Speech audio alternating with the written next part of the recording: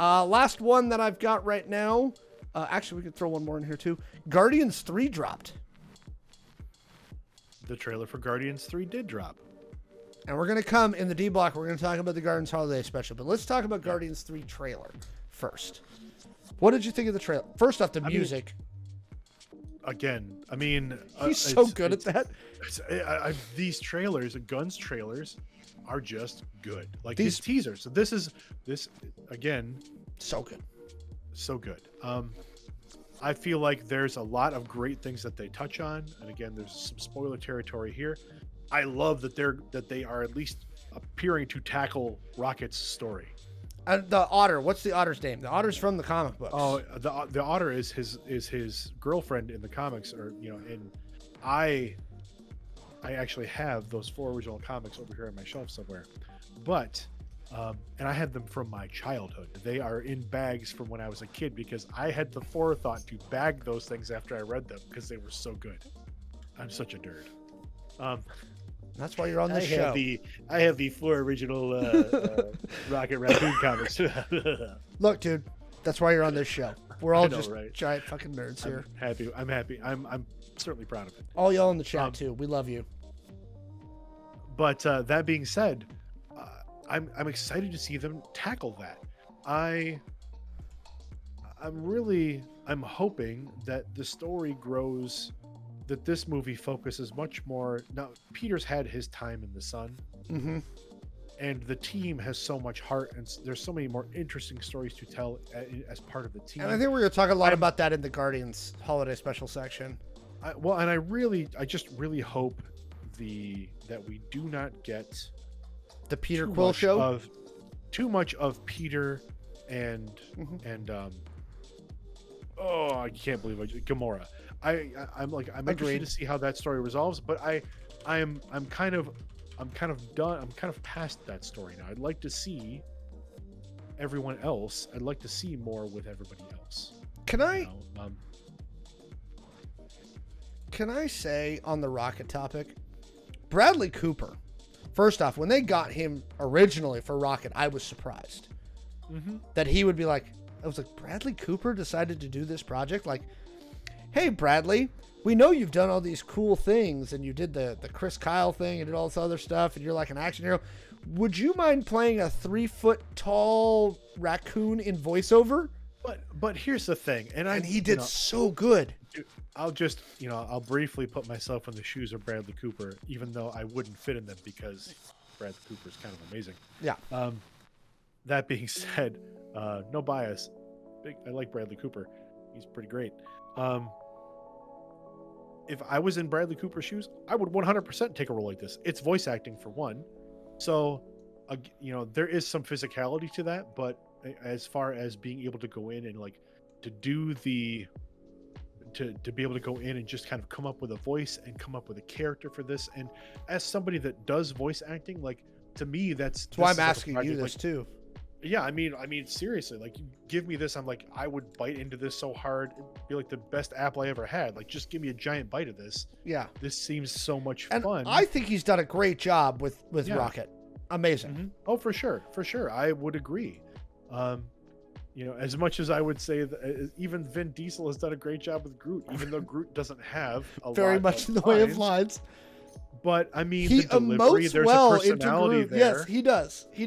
Did you see in the original movie, they had he made them get him drywall stilts so he could walk around that tall, just because he wanted to feel it. He was like, "Let me do this," and I watched that in the special video. I was like, "That's dedication to your craft." Right. Right. And so that being said, I can't think of an actor that you would present with this type of opportunity, especially when it's Marvel coming to you. It's not some kind of it's not. Yeah, and they've gotten some great casting people. They've got they've got some good people in there.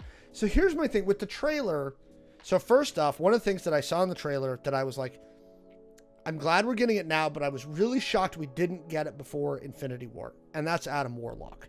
Because in my mind, having read the original Yeah. Infinity Saga. Warlock is an integral part of the original Infinity Saga. And then the original Infinity War, which comes after Thanos does the snap, but the second part of it, when Warlock's got the weird stone in his head, right?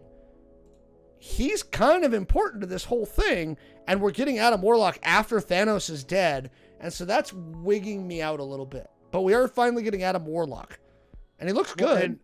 And clearly we're going to be dealing with, again, more cosmic powers again. Mm-hmm.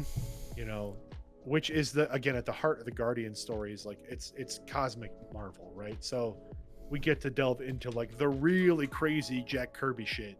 Yeah, which is great. And so the funny thing is, they actually, James Gunn is working for DC right now, but they signed his contract knowing he still had projects coming out for Marvel. I'm looking to see. Chat wants to know who's playing the Otter. I'm looking for you, chat.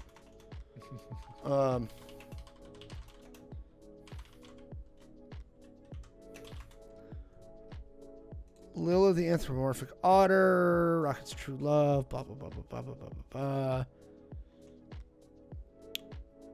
Who's the otter? There's a rumor it's Lady Gaga. Nobody confirmed. No confirmations. I do not know. Maria Bakalova is Cosmo the space dog. Cosmo. We'll get to that, I'm sure. Infinite cosmic power, itty bitty living space. Yes.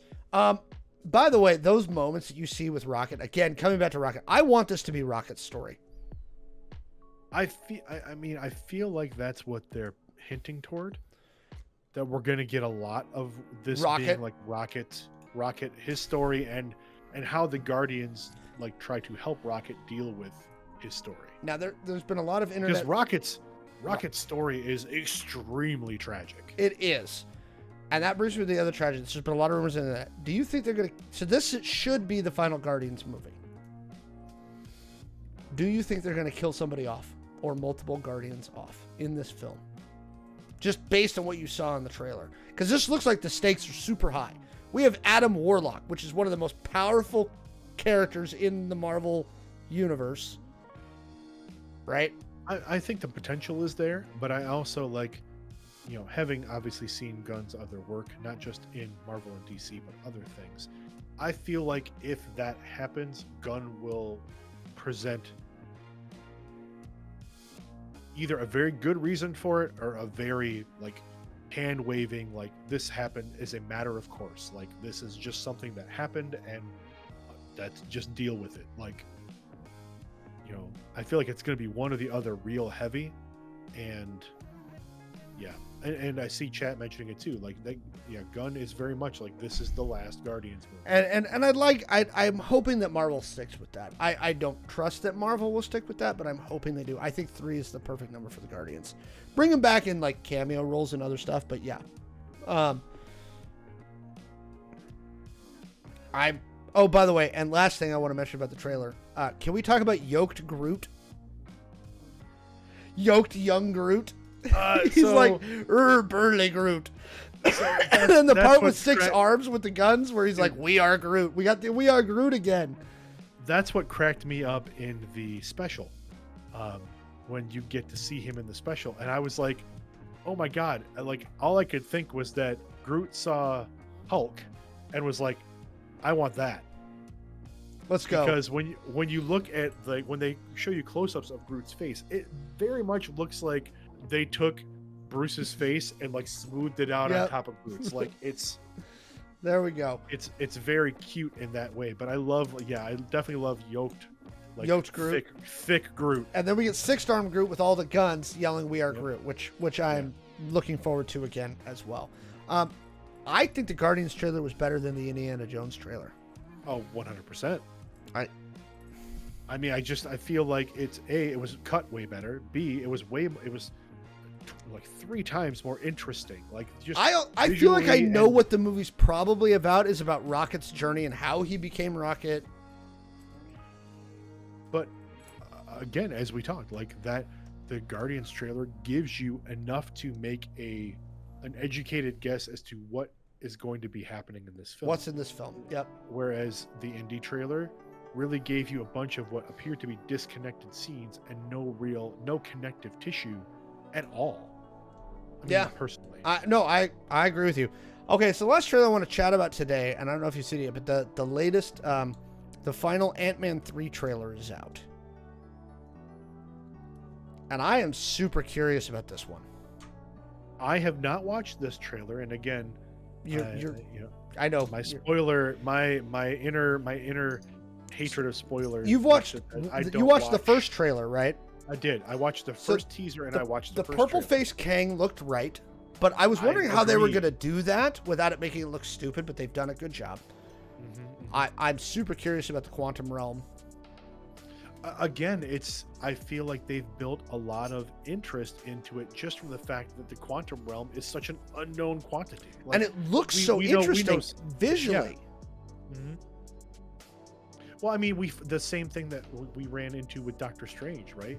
When the first Doctor Strange came out, and Strange starts traveling the different planes. Yeah, when he's like doing the weird Inception stuff. Yeah.